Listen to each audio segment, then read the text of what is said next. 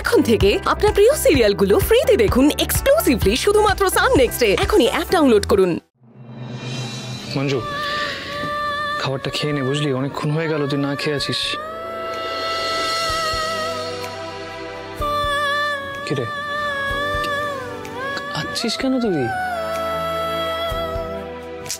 খেয়ে নে মঞ্জু।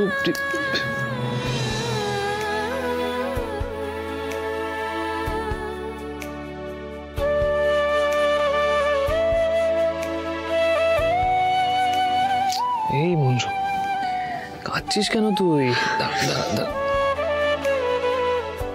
অর্জুন, আমি তো কোনোদিন কারোর ক্ষতি করতে চাইনি। এই পরিবারের হোক, রসুলপুরের হোক, প্রত্যেকটা মানুষের ভালো চেয়েছি। মানুষের ভালো করাকে নিজের ডিউটি বলে মনে করেছি। কেউ বুঝুক না বুঝুক, তুমি তো বোঝো বলো।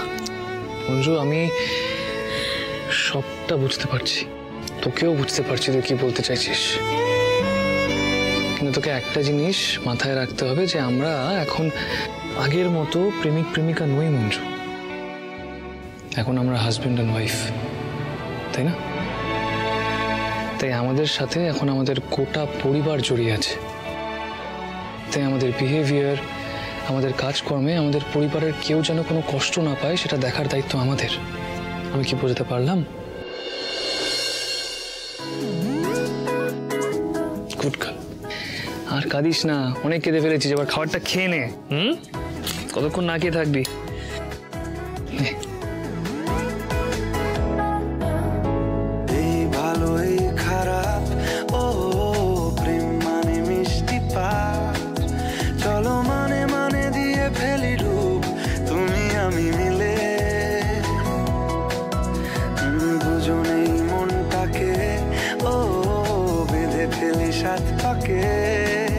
চলো ছোট খাটো করি ভুল চুক তুমি আমি মিলে।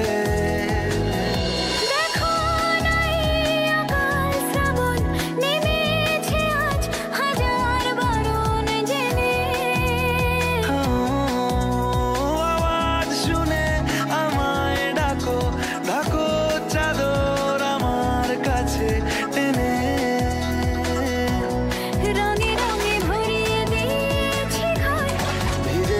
বৃষ্টি নামার পর তুমি আমি ঘর থেকেও যা যাবার যাচ্ছি চলে।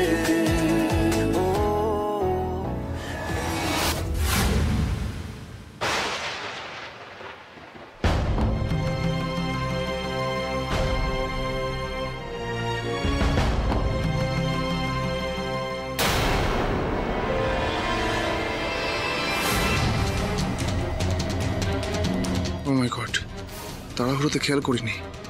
মেকআপের জিঙ্ক অক্সাইড দাড়িতে লেগে আছে তো। মঞ্জুদের সামনে তার মানে এভাবেই গেছিলাম। মঞ্জু কি খেয়াল করেছে নাকি? খেয়াল করলে তো কেস। ঈশানীর কেবিন অব্দি পৌঁছে ওকে মারতে পারিনি, কাজের কাজটাই হয়নি। তারপরে যদি বেকার ফেসে যাই তাহলে তো খেলোর কীর্তি। তাড়াহুড়োটা করলাম।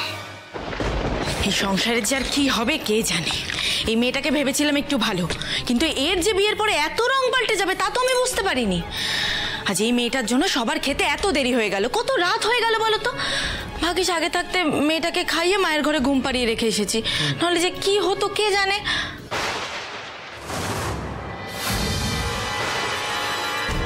অভিপ, তোমার দাড়িতে সাথে সাথে কি ওঠেনি? দেওয়াল থেকে বোধহয় রং লেগে গেছে, জানি না মানে কখন লেগেছে খেয়াল করিনি। কি যে করো না তুমি। তুমি দাঁড়াও, আমি জল এনে দিচ্ছি, ধুয়ে নাও।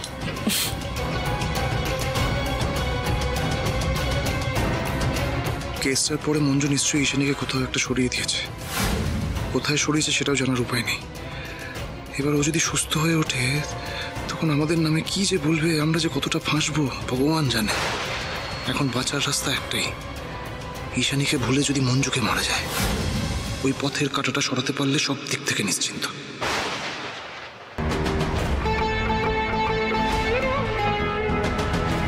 অদিতি,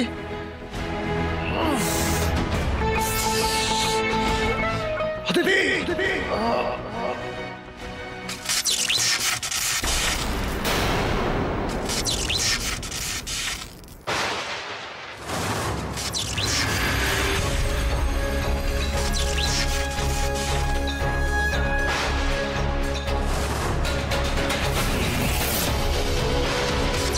আপনি আমার কেন এসেছেন?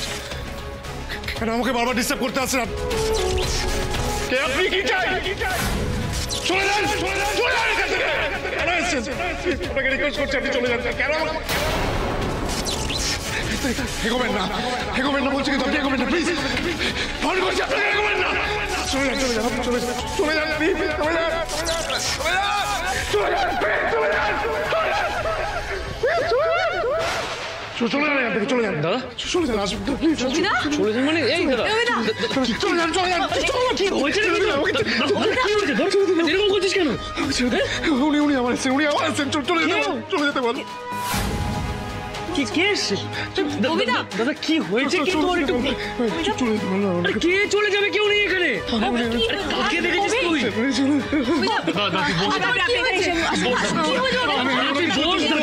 ওনাকে চলে যেতে বল। কে আছে? কেউ নেই এখানে দাদা। তুই বস। কি হয়েছে নাকি? বলছেন বলুন তো? এই দাদা কি হয়েছে তোর? আপনি বৌদি ওকে ছাড়া কেউ নেই, আপনি ভালো করে দেখুন, দেখুন দেখুন। কাকে দেখেছিস? তুই কেন এত ভয় পাচ্ছিস বলতো? কি? এই দাদা কেউ নেই তো এখানে। অভিদা, এই কাকে দেখ? কেউ নেই ওখানে দাদা। দাদা কাকে? এই দাদা দাদা তুই কি আমার কথা শুনতে পারছিস? কাকে এই তোমরা এখান থেকে চলে যাও এখন। অর্জুন, তোর বউকে নিয়ে তুই চলে যা। তো কি হয়েছে বলতো? হ্যাঁ, তখন থেকে তুই কাকে দেখে যাচ্ছিস? আমরা চলে যাচ্ছি, কিন্তু তোর হয়েছেটা কি? অদিতি, সবাইকে চলে যেতে বলো, আমার শরীর খারাপ লাগছে। ঠিক আছে। কি হলো অর্জুন, দাঁড়িয়ে আছো কেন? তোমার দাদা তখন থেকে চিৎকার করে বলছে তোমাকে আর মঞ্জুকে এই ঘর থেকে চলে যেতে, শুনতে পাচ্ছ না? দেখো, আমি চাই না যে তোমাদের ওপর চিৎকার করার জন্য অভির আর শরীর খারাপ, তাই আমি তোমার কাছে হাত জোর করে বলছি এই ঘর থেকে যাও না। কি বলছো বৌদি? দাদার ভালোর জন্য তো আমরা এলাম। এই অর্জুন, অর্জুন শোনো, অভিদা হঠাৎ এরকম করছেন কেন বলো তো? উনি কাকে দেখলেন? অভি, অভি, অভি তোমার কি হয়েছে? শরীর খারাপ লাগছে? একটু শোবে।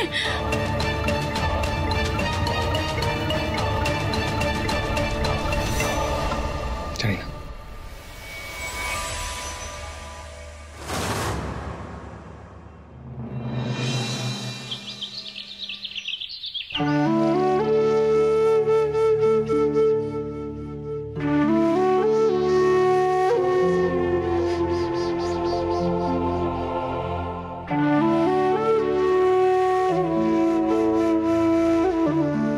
ট্রাঙ্ক খুলছো কেন? কি আছে ওতে? হ্যাঁ, কি আছে?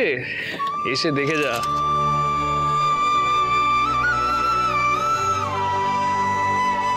কত খেলনা, কত খেলেছি এগুলো নিয়ে। এই খেলনাগুলো আমার খুব প্রিয়, জানিস?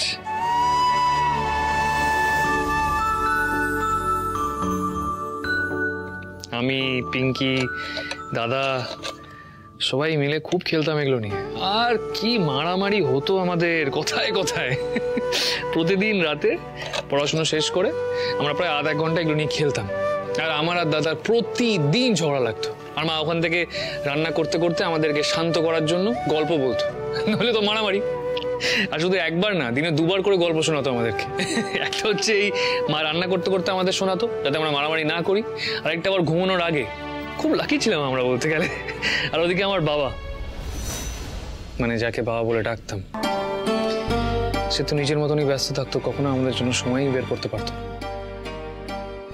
মাই করতো সবকিছু আমাদের জন্য। সারা দিন, সেই দিন থেকে রাত পর্যন্ত মা আমাদের জন্য লড়াই করে যাচ্ছে। আমাদের ঘুম থেকে ওঠানো, আমাদেরকে পড়াশুনো করানো, আমাদেরকে খাওয়ানো, তারপর আবার রাতে বেলা পড়াশুনো করিয়ে ঘুম পাড়িয়ে দেওয়া, সবটা মা করেছে। আমাদের মা ছাড়া আর কেউ ছিল না। প্রত্যেকটা ছেলে মেয়ের জীবনে মা একটা আলাদা ইমোশন, কি তাই না? হবে হয়তো। হবে হয়তো বললি কেন? কারণ আমার মায়ের কথা না খুব ভালো মনে পড়ে না। মা যখন আমাদের ছেড়ে চলে গেছে, তখন আমি খুব ছোট, খুব একটা বোধও হয়নি। তোমার কাছে যেমন তোমার মা, আমাদের কাছে তেমনই আমার বাবা। বাবাই মা, আবার বাবাই বাবা। সেই মানুষটাও আমাদের ছেড়ে চলে গেল। সবচেয়ে বড় আফসোস কি জানো, যে এই মানুষটার জন্য আজ আমি এই জায়গায়, সেই মানুষের খুনিকে আমি ধরতে পারলাম না। এত চেষ্টা করলাম, তাও পারলাম না। হয়তো কোনোদিন পারবো না। মঞ্জু, এত সহজে হার মানলে কি হবে? মঞ্জু করে এত সহজে হার মেনেছে কখনো? তুই ঠিক তোর বাবার খুনিকে খুঁজে পাবি, আর খুব শিগগিরই পাবি। ঠিক যেমন আমি এতদিন একটা কাজ করতে পারিনি, কিন্তু আজ পারবো। কি কি? এত বছর হয়ে গেল মঞ্জু, আমি আমার মায়ের মৃত্যুবার্ষিকী পালন করতে পারিনি। মনে শুধু গুমড়ে গুমড়ে মরেছে, কিন্তু আজ আমি সেই দিনটা পালন করব। আজ আমি আমার মায়ের মৃত্যুবার্ষিকী পালন করব। মায়ের ছবিটা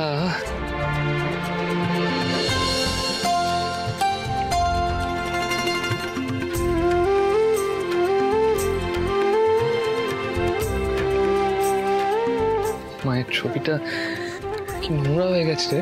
হ্যাঁ, এটাকে মুছে সুন্দর করে ফুল দিয়ে সাজাবো আজকে।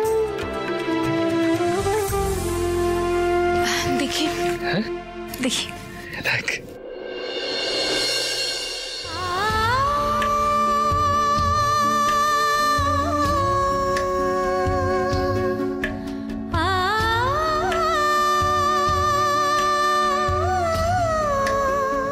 শোনো না, এই ছবিটা আমি পরিষ্কার করে আনবো? মানে তুই তুই কখন করবি? কেন, থানাতে যাওয়ার সময় এটা আমি ওই ফটো স্টুডিওতে দিয়ে আসবো, আর নিশাকে দেখে ফেরার সময় যে নিয়ে চলে আসবো। চিন্তা করো না, তোমার সময়ের আগেই আমি তোমাকে দিয়ে দেবো। বেশ।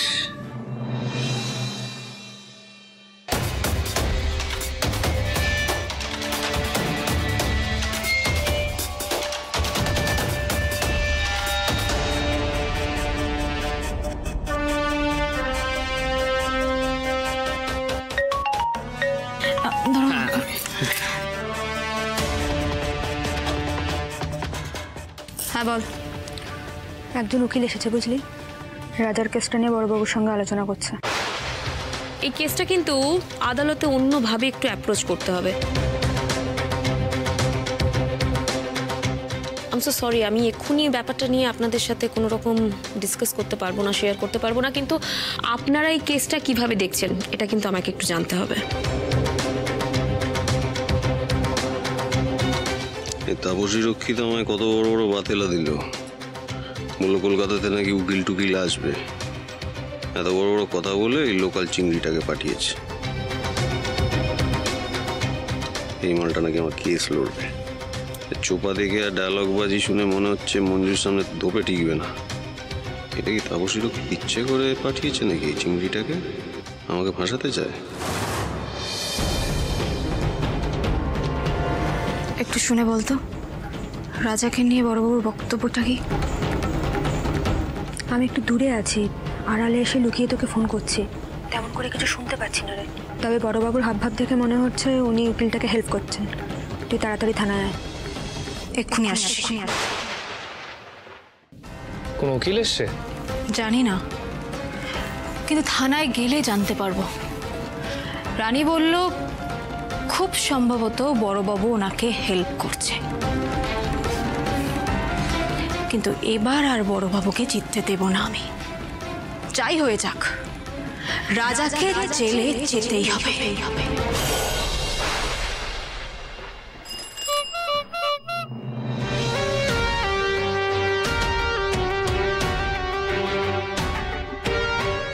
আমার ক্লায়েন্টের ব্যাপারে এত কিছু ইনফরমেশন শেয়ার করার জন্য থ্যাংক ইউ সো মাচ।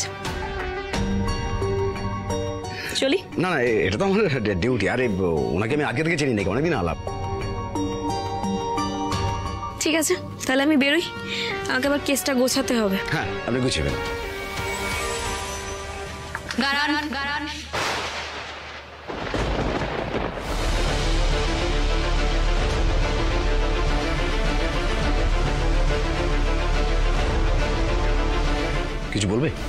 বলবো তো বটি, আমি ভাবতে পারিনি আপনি রাজার মতো একটা ক্রিমিনালের কেসে একজন উকিলকে এত খোলাখুলি সাহায্য করবেন। কেন করলেন এটা? গোড়ায় তুমি কি আমাকে কৈফিয়ত চাইছো না? স্যার, আপনি যে কাজটা করেছেন তার জন্য যদি কৈফিয়ত চাই সেটা কি ভুল?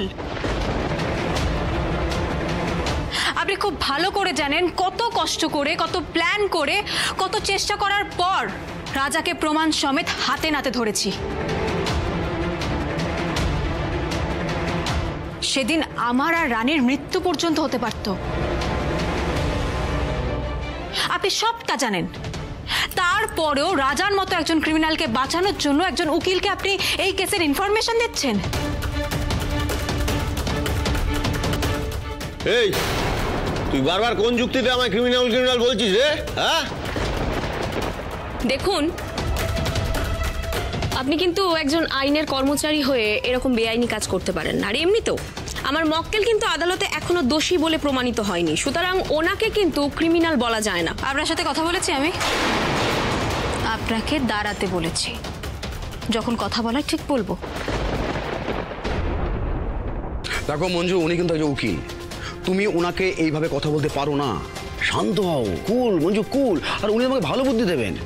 আর দেখো, তুমি যে এখনই এই রাজাকে তুমি ক্রিমিনাল বলে দাগিয়ে দিচ্ছ, ধরো তুমি কোর্টে প্রমাণ করতে পারলে না যে ও ক্রিমিনাল, তখন ও যদি তুমি মানহানি মামলা করে, কে বাঁচাবে তোমাকে? আমার বাঁচা মরা নিয়ে আপনাকে ভাবতে হবে না স্যার। রাজার নামে যে কেস আছে, সে যত বড় উকিলই আসুক না কেন, ওকে কেউ বাঁচাতে পারবে না। রাজাকে দোষী প্রমাণ করার দায়িত্ব তো আমার।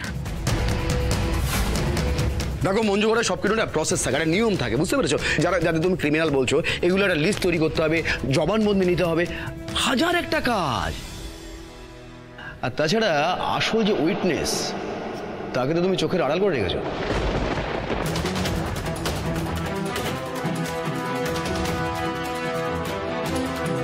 তার পেছনে কারণ আছে স্যার, কারণ আমি তাকে বাঁচাতে চাই।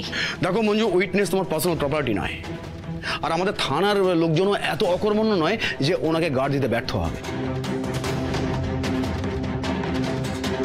আরে মঞ্জু আসলে ওই নিশা নামে উইটনেসটাকে নিয়ে খেলছে, ওকে চাপ দিয়ে জবানবন্দি করতে চাইছে। ব্ল্যাকমেল করলে কি না হয়। দেখো মঞ্জু, সেরকম যদি কিছু আমি টের পাই, তাহলে কিন্তু ওই ব্ল্যাকমেল করা প্রমাণটা আমি কোর্টে কিছুতে অ্যালাউ করবো না।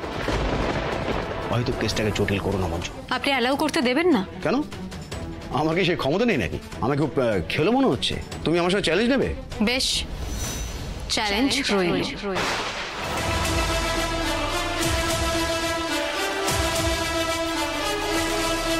বোকামি করছো মঞ্জু, বোকামি করছো। গা জোয়ারি করে তুমি এই কেসটা জিততে চাইছো, কিন্তু সেটা কিন্তু কিছুতেই পারবে না। পারি কি না পারি সেটা দেখাই যাক না। নিজের ওপর আমার বিশ্বাস আছে।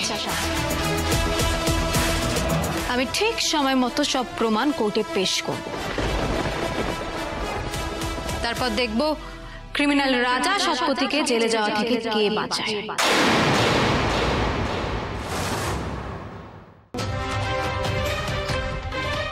রাজা সৎপতি, বারে বারে ঘুঘু তুমি খেয়ে যাও ধান, সেই সুযোগ তুমি আর পাবে না।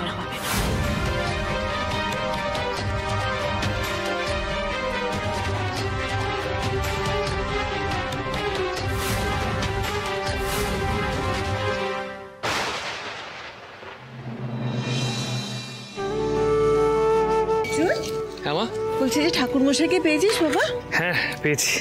বাবা বলিস কি রে, কপাল ভালো তো, ওনাকে তো 2-3 দিন আগে না বললে পাওয়াই যায় না। পেয়ে গেছি। অভি অভি অভি আমার কথাটা শোনো, এভাবে না খেয়ে যেও না, কিছু অন্তত খেয়ে যাও। এখন খাবো না, কাজটা সেরে আছে, তারপর ফিরে এসে খাবো। অভি কোথায় যাচ্ছ?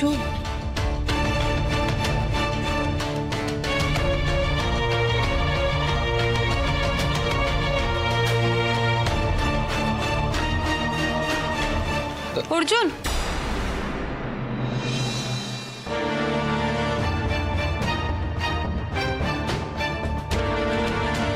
অর্জুন এ নাও, ছবিটা পরিষ্কার করে নিয়ে এসেছি। হয়ে গেছে? দেরি করিনি কিন্তু, ঠিক সময় মতোই দিয়ে দিলাম। Thank you, thank you, thank you. হ্যাঁ হ্যাঁ হ্যাঁ। বলছি শোনা দাদা, আজকে থাক না, মানে তোর যদি জরুরি কিছু না থাকে একটু অপেক্ষা করে যা। অভি, বলছি যে আজকে বাড়িতেই থাকো।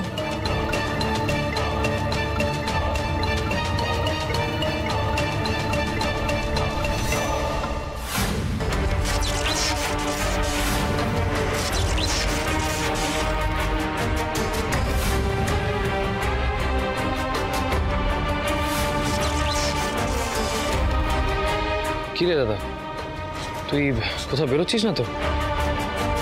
হ্যাঁ কেন, আজ কি? আজকে বাড়িতে উৎসব যে আমাকে হাত উঠিয়ে বাড়িতে বসে থাকতে হবে? না দাদা, উৎসব না, কিন্তু তুই কি ভুলে গেছিস আজকে আমাদের মায়ের মৃত্যুবার্ষিকী?